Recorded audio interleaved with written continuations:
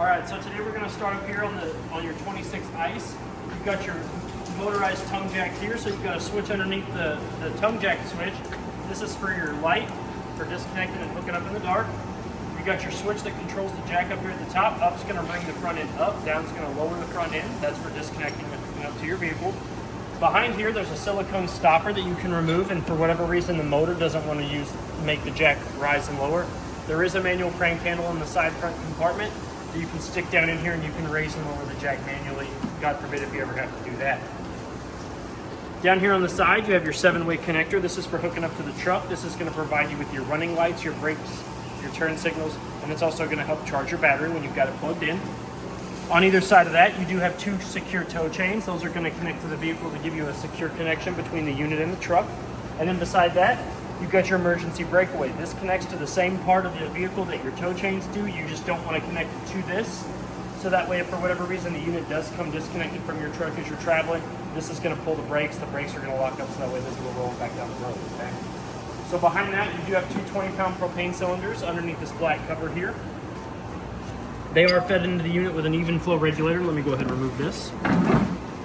They are fed into the unit with an even flow regulator, or an auto change regulator, my bad, an auto change regulator. If you can see that dial, that's going from, right now it's green, showing you that there is gas being drawn into the unit. That'll go from green to red when there's no gas. And then there's a little plastic arrow on the dial here, that's for your convenience to show you which tank you're currently drawing from. So we're drawing from this tank now, so say if this tank gets empty, you flip the dial over, you open this tank up, that will remain green. You can take your empty tank off and get it replaced or refilled if you need to do it that way. Behind the propane tanks, you do have your 12-volt Marine and RV battery. It's in a box to keep it from being beat and battered by the weather and bugs and dirt and all that good stuff. When you go to put your propane cover back on though, you do want to make sure that the door opens away from the unit. So that way, if there's any wind traveling down the road, the wind doesn't get up underneath here, take your lid off, and now you've got your 2 exposed propane cylinders, okay? So, behind the battery box, you do have a battery disconnect down here. It's in the on position, which means that it is allowing the battery to charge the unit. If we flip that to off, that's going to cut the juice from the battery to the unit. So if you're going to store this thing for extended periods of time, you turn that to off, and that will conserve the charge that's left in your battery for you, okay? So now that we're done there, we're going to come to the side, and you have 4 important stickers here. So we're going to start off with the one on the top. That's your manufacturing sticker. That's going to give you the wheel size, the tire size, the gross weight, when it was made, and who made it. The next sticker down is your tire unloading. That's also going to give you the PSI of the tires and the size of the tires.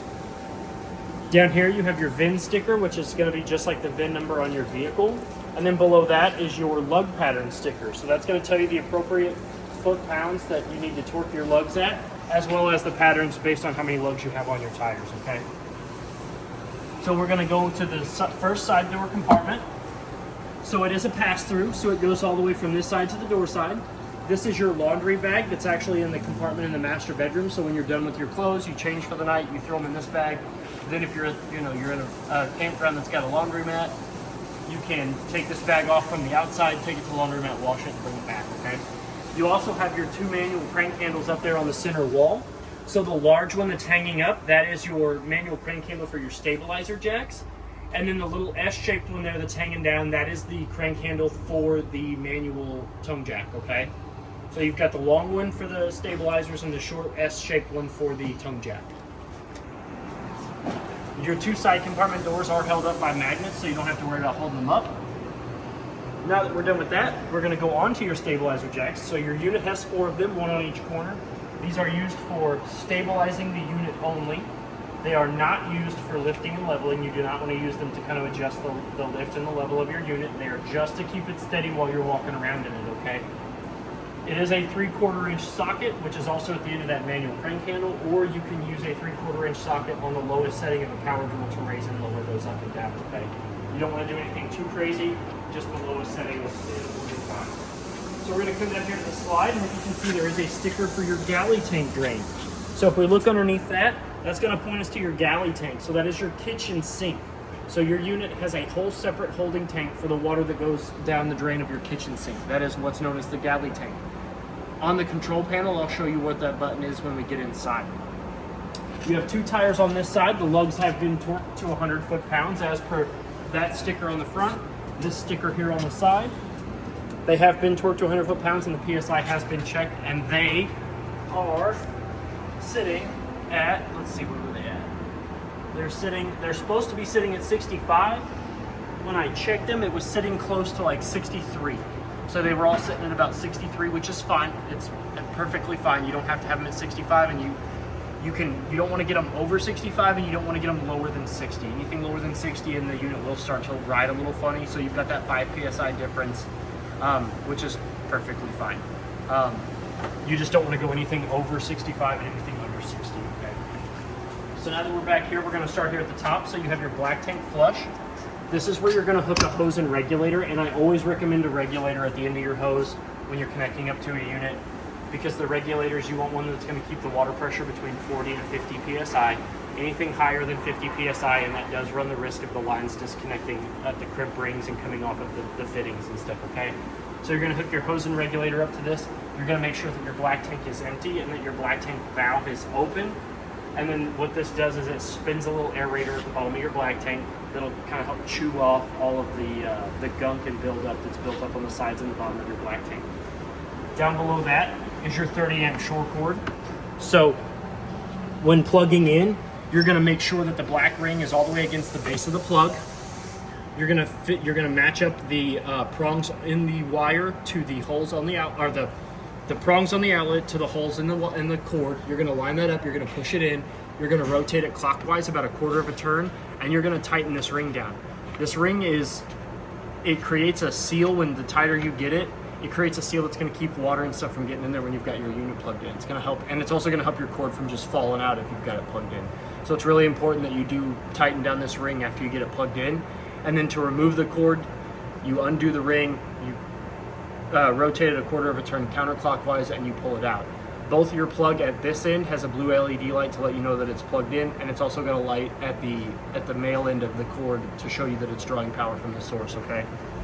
Then you've got your city water connection port here. Again, you're gonna hook your hose and regulator up to this, and if the Parker campground that you're staying at is providing you with water, you do not have to turn your water pump on, and you won't be using any of the water out of your fresh tank, okay? This bypasses, your city water connection bypasses your water pump and your fresh tank. You have your second stabilizer jack. Again, they are not for lifting and leveling of the unit. They are just to keep it steady while you're walking around in it. And it is a 3/4 inch socket, which is on the end of your manual crank handle, or you can use a 3/4 inch socket on the lowest setting of your power drill to raise and lower those. Back here, you've got your sewer outlet connection with your black tank drain there on the right and your gray tank drain there on the left. So your black tank, you always want to draw first when you're draining out your tanks. You always want to make sure your black tank is full first. Let that kind of flow out a little bit, let the flow die down a little bit, and then open up your gray tank. Because what that does is that allows the water from your gray tank holding to kind of help clean out the not only the connection down here, but also your sewer hose, so that way you don't have a bunch of nasty smells coming out of your sewer hose at the end of the day, okay? Both of your connections also have a cap that when you're not using them, you do want to make sure that they are on the connection itself, so that way nothing gets back up in there and you don't have what is it my girlfriend calls them, toilet snakes. She has an irrational fear of toilet snakes. I like it. And then your cable and satellite hookup is right here. Yes, so you do have your cable and satellite hookup right there. So if the Parker campground that you're staying at is providing you with either cable or satellite, you're going to hook up to the appropriate one. So you've got cable on the left and satellite on the right, and then that will allow you to get those TV services on the inside of your unit. So we're going to come here to the back. You are prepped for a Furion backup camera. So if you do want to purchase one of those through us, you can remove that plate, hook the camera in. It's super easy installation, or we can do it here for you. And then down here at the bottom, you have your hot water heater compartment. So it is a tankless Suburban water heater. So you have 3 very important things. You've got your fuse up here, which every so often you do want to make sure is nice, good, and tight. You've got your on-off switch, O for off, I for ignition. And then you've got your pressure release valve down here to let you know that you've got water in order to relieve pressure off of your water heater, okay? So about the switch. So if you're going to be using this thing periodically, it's actually perfectly okay to leave that in the on position for a couple days, a week at most. But if you are going to store this thing away for a while, it's very important that you turn this off, okay? You do want to turn it off if you're not going to be using it for a couple of months. And the big thing is if for some reason your panel on the inside is not working, it's probably because your switch is off. Yes. So you always want to make sure that this is on before you go to light, or else you're not going to get anything on that panel on the inside. And I'm going to go ahead and leave it on so that way I can show you what the water heater looks like. And then last but not least, here on the back, you do have a lighted license plate bracket. Ooh. So now that we're all done with the back, we're going to move on to the door side. So we're going to start off down here at the bottom. And you actually do have a outside grill connection or an LP disconnect hose, which you always want to make sure when you're traveling or when you're not using it that this silicone stopper is in it. Because mud daubers, anywhere where they can smell propane coming out of, they will build nests in. And I know that doesn't seem like a very big place for them to build a nest, but they will build, one single mud dauber can build a nest in that, and when you come to use it, you're going to aggravate it, it's going to come out and it's going to sting you. And they also will build a nest inside that little hole there. So if you're ever washing your camper, always spray this out because mud daubers will build a hole in that too. And have a little party with their friends. But when you're ready to use this hose, you're going to take the male end of your disconnect hose. You're going to push back on the black ring, exposing those ball bearings. You're going to push the male end of your hose in there. You're going to push it far enough in where this is going to lock back into place and become flush with the end of the outlet. And you're going to give that hose just a gentle tug just to make sure it's nice and secure. And last but not least, you're going to open the valve up. What this valve does is it not only allows the gas to flow through this box here out to whatever you're using that's drawing the gas, but it's also going to allow this to not slip and disconnect when you're using your unit and let gas just kind of spray all over the place, okay? So, but when you're done, you do want to make sure that the valve is closed and that the silicone stopper is back in the port, okay? Shut the gate. Shut the gate. No mud daubers here. Here, lift up. You do have storage here as well as a 110 refrigerator, which means that this refrigerator is only going to work when it's plugged in. Okay? So as long as this refrigerator is plugged in, it's going to work. As long as you're plugged into shore power. Yes. You have your third stabilizer jack there. Again, they are not for lifting and leveling. They are for stabilizing the unit only. And it is a 3/4 inch manual crank handle or the lowest setting on your power drill with a 3/4 inch socket. Up underneath the door here, you do have your low water drains. You have your blue and red lines right there. Those are the two lowest points in the water lines of your unit. Those are used for winterizing and dewinterizing your unit. After you've ran the antifreeze through your lines using the water pump, you actually want to come after you've made sure there's antifreeze throughout all the water lines in your unit. You do want to come and you want to open those up so that way if any reason there's any extra antifreeze or water that needs to come out while it's getting cold, it has a spot to come out of instead of freezing up and busting your lines for you, okay? Your two tires on this side have been torqued to 100 foot-pounds as per the sticker. On this side, the other side, and up at the front corner. And the PSI on that is also sitting at like 63, 64 PSI, so you're good on these two tires here. You do have a outside cable outlet, so whatever TV services you're getting on the inside of your unit, you hook up a TV to this unit here, and you'll get those TV services on the outside of your unit. To power that TV, you do have a 110 GFCI protected outlet out here, as well as a TV mount, so you can actually take the TV off the wall on the inside of your unit. You can bring it out here, you can set it down, you can plug it in out here, so you can have your entertainment outside as well.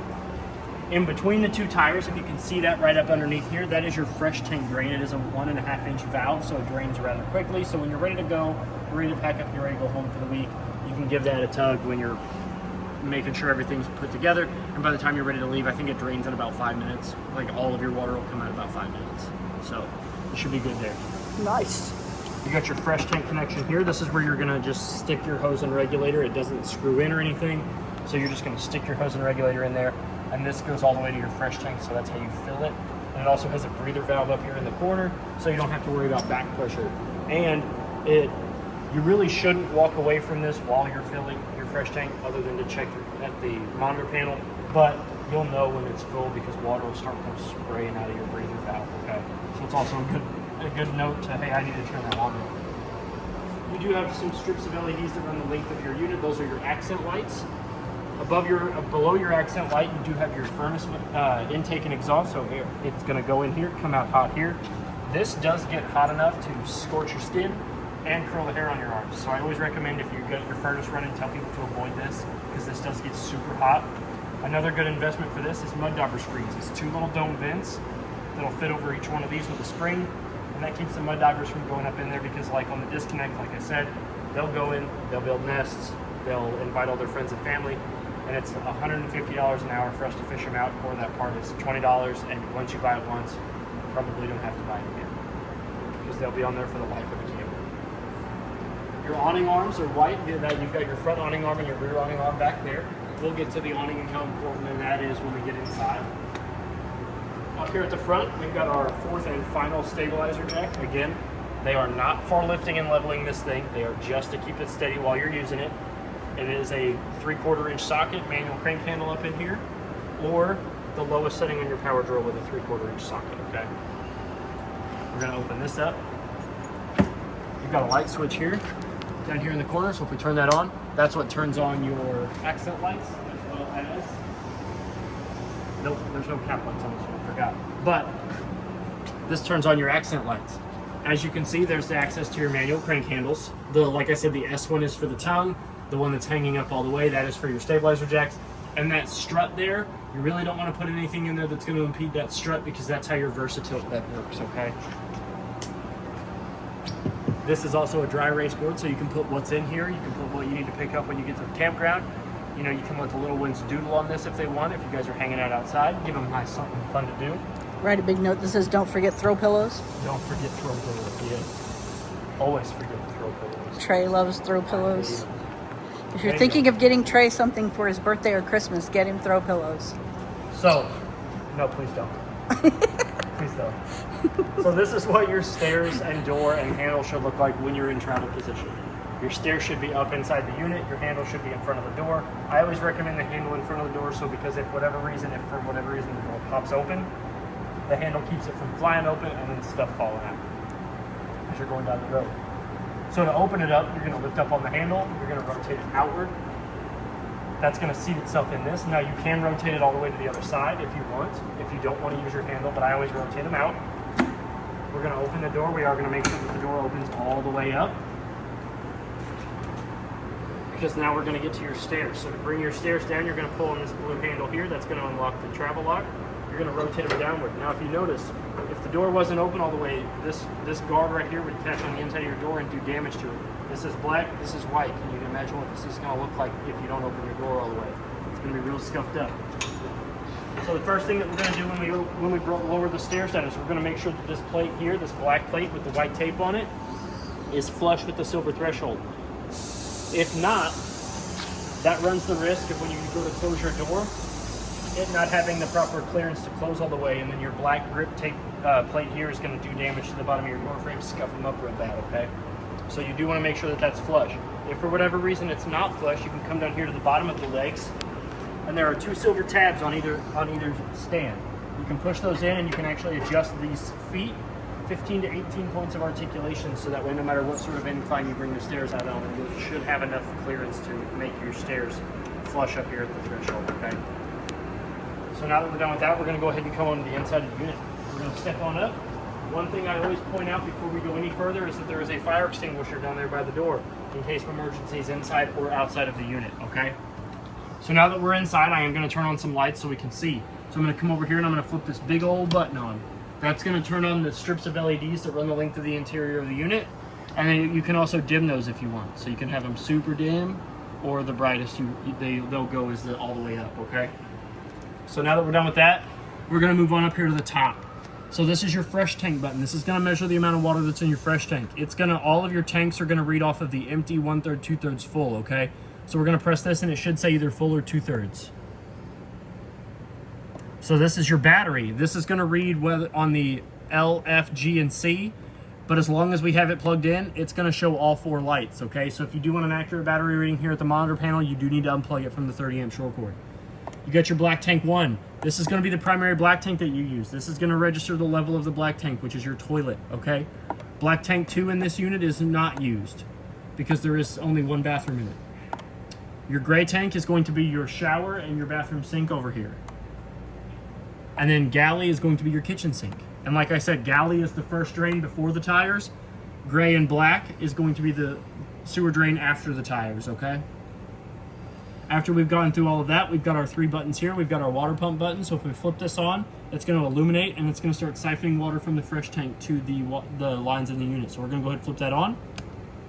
You won't hear it when it's pressurized, but if there's no water in the fresh tank or there's no water in the lines, you will hear it thump and bump, which is perfectly fine.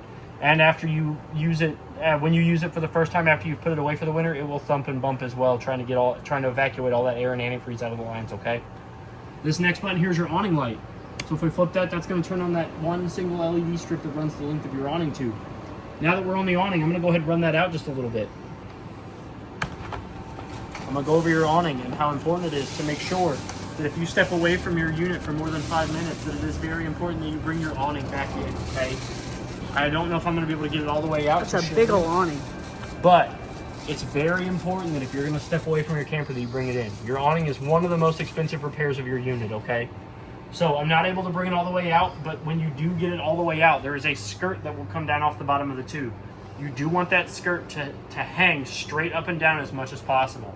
That's going to provide that skirt enough room to do its job, which is to keep sun and rain from coming all the way in. And it's going to provide the top canvas with enough slack in it so that way if a strong wind does pick up, it's immediately not going to try to rip it off of the tube or the arms, okay? So you are going to have a little bit of slack in your canvas tube. Now, to bring it in, you're going to hit in at the top, but we're going to go over the arms first before we bring it back in. So the 2 bottom arms on your awning arms, the 2 little support arms, those can be manipulated. You can actually tug on those. You can tug on them downward. So you grab them and you pull downward on them. What that does is that creates a steeper pitch on whichever side of the awning that you decided to tug on. And if you tug on them both, they'll bring the whole awning down. So if you've got sun and rain coming in on this side, tug on the rear arm. You got sun and rain coming in from the front, tug on the front arm. If you've got sun and rain coming in from this side, you can tug on both of them and it'll bring that awning pitch down, so it'll help prevent some of that sun and that rain from coming in on you all the way. But now that we're done talking about the awning, I'm going to go ahead and bring it in because I just got done talking about this awning safety and we don't want to make sure that this gets torn off. So, and as you can see, it goes in rather quickly. You know, I mean, it doesn't look like that, but it goes in rather fast. So it's really not a big deal to bring it in before you step away from your camper. One other little bit that I forgot to mention is the life expectancy of your camper is actually the roof. Okay, so that's also another expensive repair. So your roof, you really do need to get up there and check your roof about every 90 days. You can get a ladder, you can get up there, you can check your roof. You may not have to seal it every 90 days, but you do want to get up there and check for any rips, tears, cracks, air bubbles, any sort of dry rot on the lap sealer. So then the longer and the better care you take of your roof, the longer your camper will last as a whole. Because if water can get in somewhere on the roof, it will. And when water gets in, it's really hard to get back out. And the longer that water is in there, the more damage it's going to do to your unit as a whole. So you do want to make sure that your roof is sealed properly and taken care of, okay?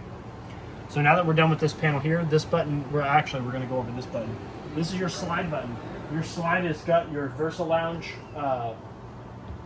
seating on it, which if I'm not mistaken, we do have a video on this. Yes, we do. So we'll attach the video to that, but that'll show you all the permutations that you can do with this, all the different augments that you can change it up on.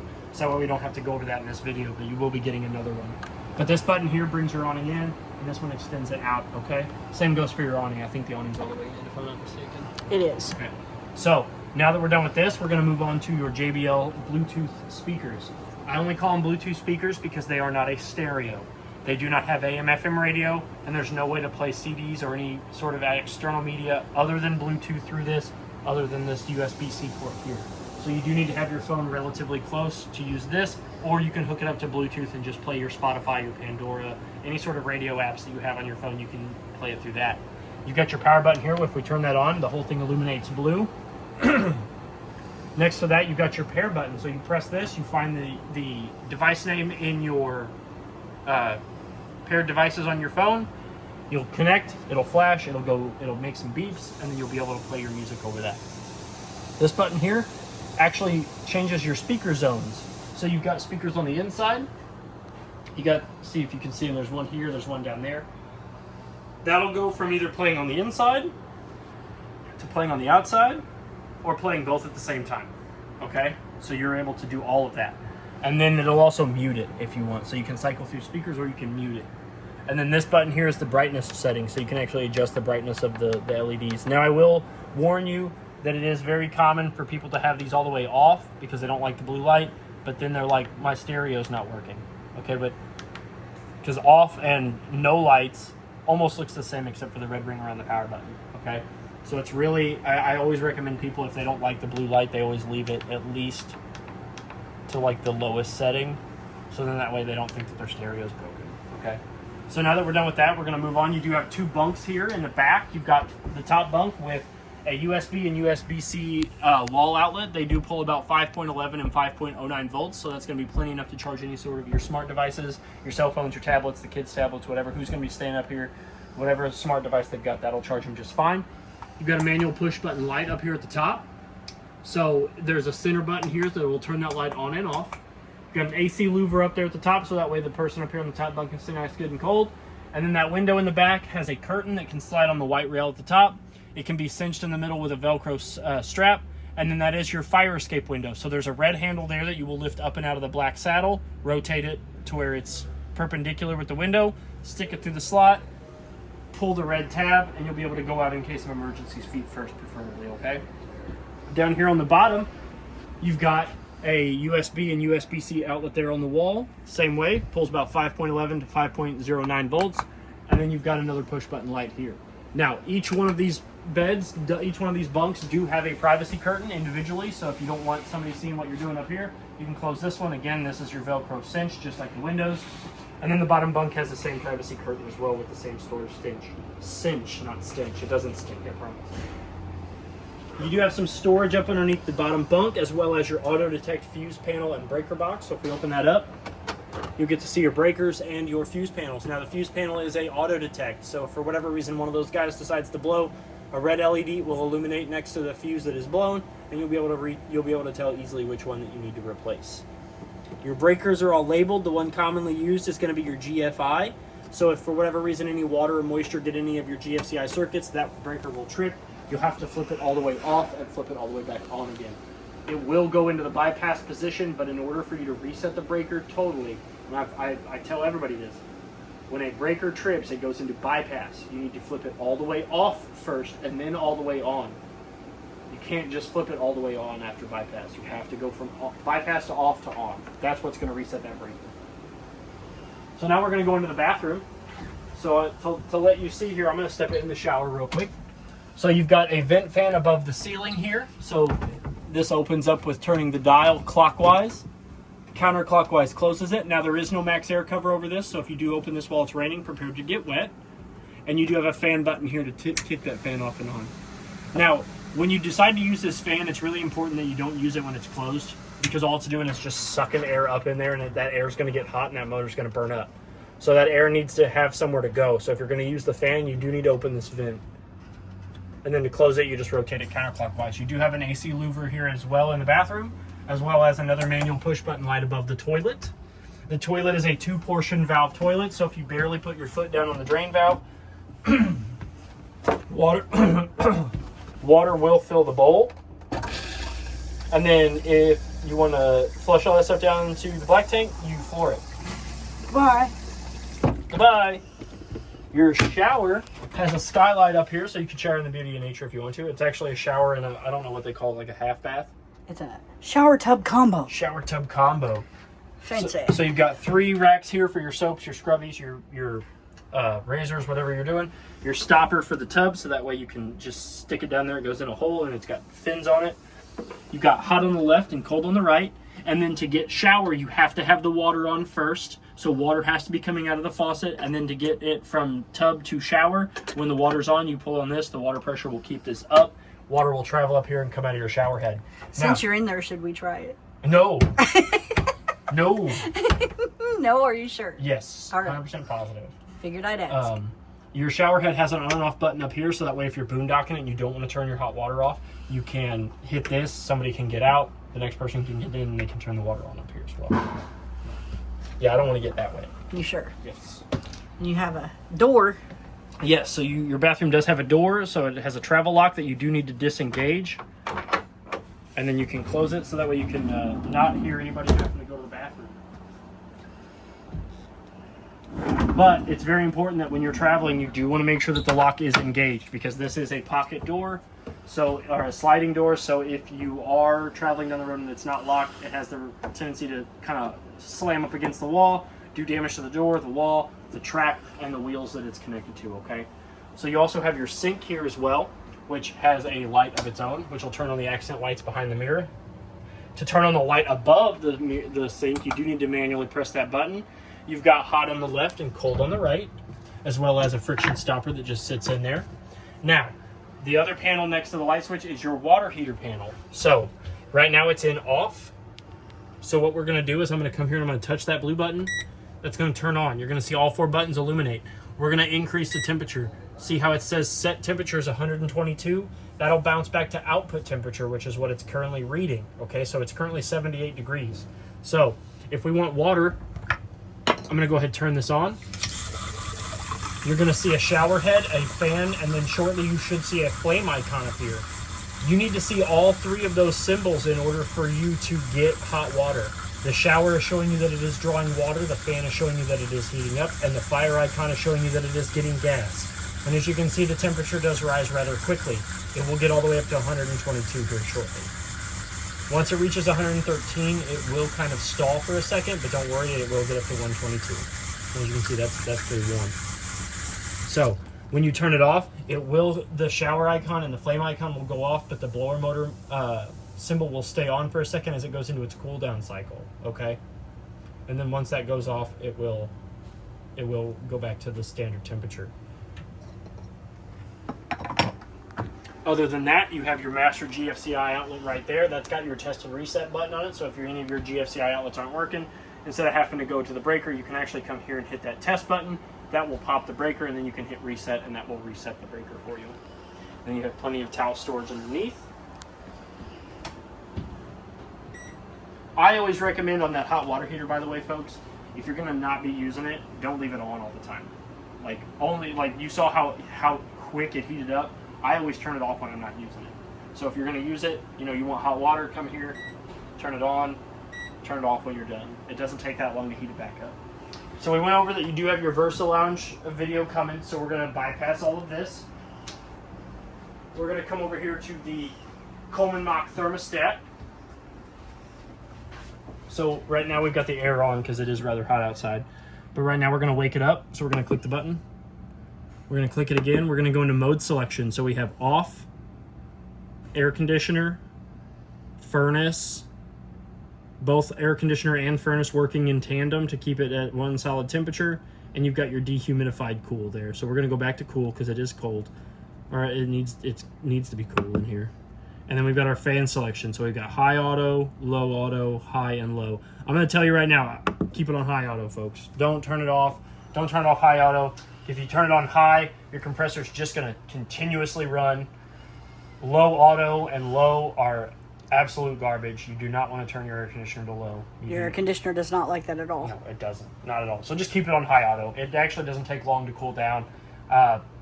This air conditioner blows super cold, so it doesn't take long at all to cool down. Down there below that at the bottom, you've got your LP and carbon monoxide detector. That thing is designed to pick up any loose carbon monoxide or any loose carbon monoxide or any loose smoke or propane in the unit. Okay, so if you have any of that stuff, this will save your life. You can test that. They say recommend to test them every 90 days. I say anytime you're going to use your camper. You're loading up for the weekend, test that, test your smoke detector. You're good to go. By the way, your smoke detector is actually in the ceiling in the middle, in between the slide. Again, test them every 90 days. I always recommend test them every time you're going to use your camper. Like I said, you're in here stocking up for the weekend. You're taking this thing out, early Friday night, early Friday evening, early Saturday. You're stocking up. Hit those buttons. Test them. We're going to be coming into the master bedroom now. We're going to turn the light switch on. That turns on the two LED lights in the ceiling above our head, which they are also manual. So you do need to make sure that they are in the on position before you use this switch. So if you ever come in here and you flip the switch on and only one comes on, don't panic. Always make sure that they're in the on position first. Down below that is the switch for your VersaTilt bed. So your VersaTilt bed can go from up. Always make sure there is no one or nothing on the bed when you put it up and down. Yes, the motor will only handle the weight of the mattress itself. So if you're going to take this up and down, only have nobody, like, don't have anybody on the bed. No, not even pets. You don't really want your pets on the bed because the motor is very finicky, and when it comes to weight, and you burn that motor up if you have anything on the bed other than the mattress. And then, like I said, this is the sitting position, and then it can go all the way down into a laying position. I'm going to leave it up so that way we have some room to navigate through the master bedroom, but know that if you hold down, it does lay all the way flat, and the mattress comes out to about right here. So, now that we're done with that, we're going to move on to the big closet over here. There's your laundry chute. There's your laundry chute, so you can throw all your dirty laundry in there. Your windows. So this is your fire escape window. This window works just the same as the one in the top bunk, so I'm going to show you how to operate them now. So you're going to lift the handle up out of the saddle. You're going to push the window out. If you want to just open the window, you set the red handle halfway through, and then if you do need to evacuate quickly, you shove the whole thing out the frame, and then you grab a hold of this red thing here, grab it, pull the screen out, and you can go out feet first, okay? You do have pull-down shades. They'll set them where you leave them, and then to get them back up, you just give them a gentle tug, and they'll go right back up. If for whatever reason they don't want to go back up quick enough, or they're not going up at all, there are little dials on the inside here that you can adjust, and that'll help regulate that speed of this window, okay? You got your TV backer here. This is a hard spot on the wall where you can mount a TV mount. Put your TV there. You can power the TV with this 110 outlet, and you can get any sort of services that you're getting in the living room or at the campground or whatever into the bedroom. You have above head storage over here. 2 drawers that open up into one single large cabinet, so you can store your extra throw pillows and blankets up there if you want. You've got a nightstand shelf over here with bigger shelves. It's got a 110 outlet and a USB-C outlet over there and a USB outlet, so that way you can charge your you can plug in your CPAP machines, your phone chargers, and all that good stuff, as well as smaller bookshelves over here, as well with, you know, your USB-C, USB, and then your 110, as well as your little doggy step there for anybody that needs to get up there, dogs, cats, your kids. Tiny people. Your tiny kids. You've got a window over on this side that opens up by pinching the 2 tabs towards themselves and lifting up, as well as a pull-down shade.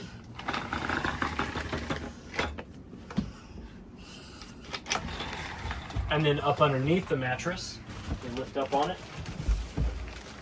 You've got tote storage there in front, shoe storage underneath, and then that gives you access to your front storage compartments. You also have a closet there in behind us, which if we open up, it's got a rather large closet hanging up your Holy furnace, cow. as well as a furnace vent down there at the bottom that does not get covered up when you close the door. And then last but not least in the master bedroom is you have a sliding door, which also has a travel lock on the outside. So again, when you're traveling, make sure these are locked because you don't want to damage your door or the unit itself. But this slides over, meets a magnet in the wall, and stays shut for you. Howdy. We're going to go ahead and lock that back up. Go ahead and turn the lights off in the master bedroom. Now we're going to work our way over here to the television. So behind the television is behind this whole door is where you've got a closet that's got your cable booster and stuff. So you got your television, your fireplace, which does not come with a remote, so you do have to get up and manually turn it on. So you've got your power button, you've got your light button, which will allow you to adjust the lights. You've got your temperature control button, which will go from, oh no, that's your dim button, sorry. The next one is your temperature control. So this is the dimmer button, so you can have no lights on at all, but still get heat. And then this button here is your thermostat button, so that will adjust the temperature that's coming out of your fireplace. It'll go all the way up to 99.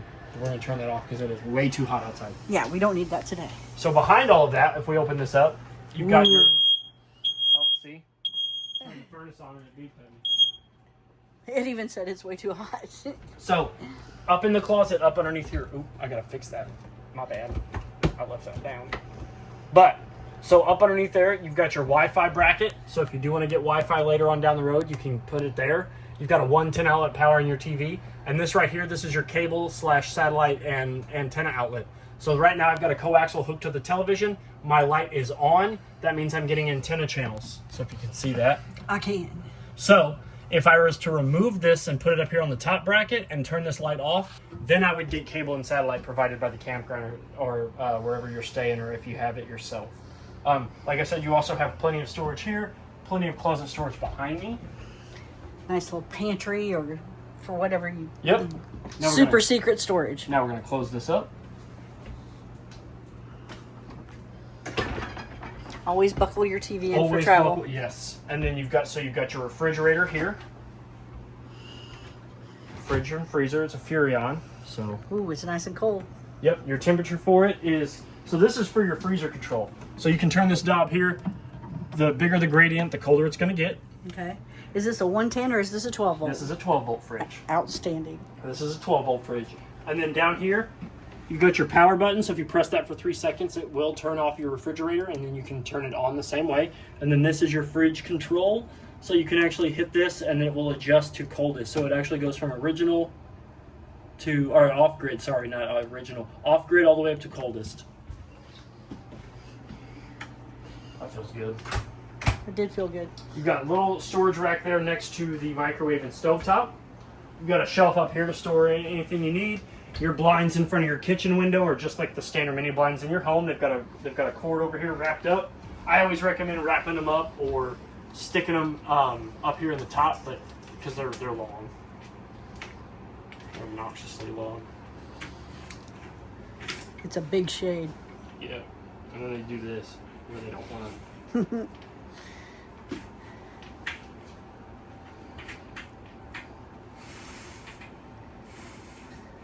And if you want to leave them down while you're in travel, the only thing I will tell you is if you do leave them down in travel, hook them up to these wall mounts here.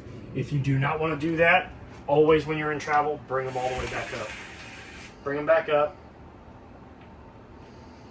Gotta remember which one's the side corner over there. There we go. Bring them back up. And then like I said, you can store this rather long cord. I always just kind of tuck it up here. But if you do want to leave them down, put them in this thing. This is also a secondary fire escape window if you do need to get out in case of emergency. Flip this up. These will slide all this direction. You can get out that way. That window is also a secondary fire escape, and so is those. Because they both, you can flip them open in the screen and the window both. Yes. You do have a GFCI protected 110 outlet over there. Your stove top, this is a glass top. You can't cook on it. You cannot cook on it. It does get hot enough, but it does not get hot enough to boil water. And if you do worry about this getting hot, it will crack and shatter. So we're going to go ahead and lift it up. Once that's lifted up, I'm going to go ahead and hit this button here, which is going to turn my burners on. And then you're going to push in, rotate to high, and you're going to turn your striker knob. That's going to light your burner. You're going to hold that for about 3 to 5 seconds, let that thermocouple get nice, good, and hot, then you're going to release. And then once you have one lit, the other two should light rather easily.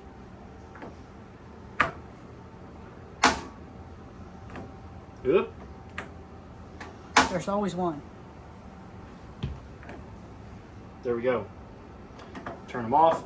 Always let this cool before you lower back down your glass top, okay? We're going to go ahead and turn that off. Down here you've got your Furrion glass top refrigerator. Or not refrigerator. I do that every time. You do. Your Furrion glass top microwave. And I call it glass tops because they have the glass spinning. Some microwaves do, some microwaves don't. But This one's also a convection oven and air fryer, which is fancy. Yes. And like I said on the last video we did, when this door closes, after you've set time to it and it's cooked and it heats up, it will lock. So you have to unlock it by hitting this button here. And it'll tell you on the button. Push this, then unlock it. Yep. Because it only locks when it's cooking. So like, when it's done, you have to hit this button, unlock. You have your furnace vent down there. So one quick fact, air conditioner is going to come out of white vents in the ceiling. Furnace is going to come out of black vents around the floor, okay? That's always a good tip that I like to tell people. It's got a big storage compartment down here. Holy cow.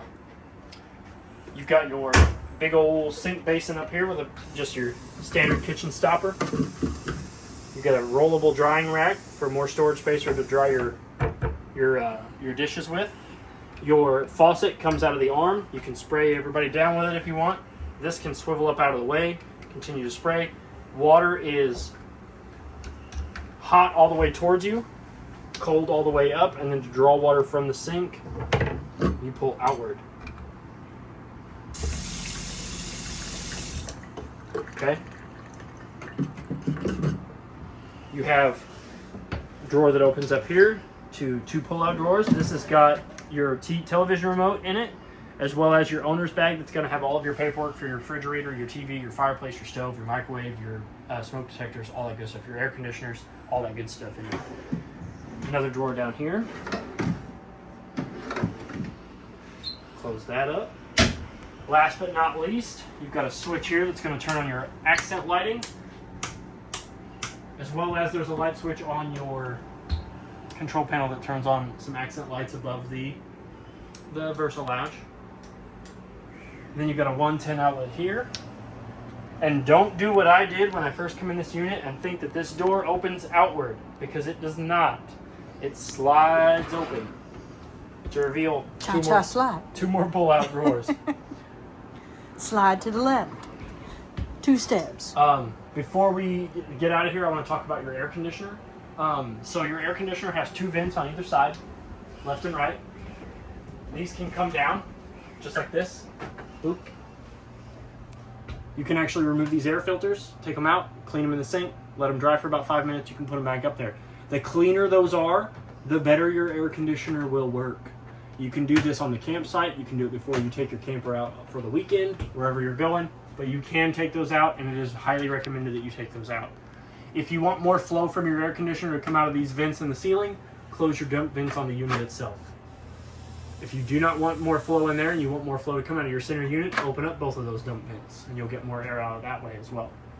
I think that pretty much covers everything. If you have any other questions or concerns, please feel free to reach out to me here. My name is Trey at Parkland RV.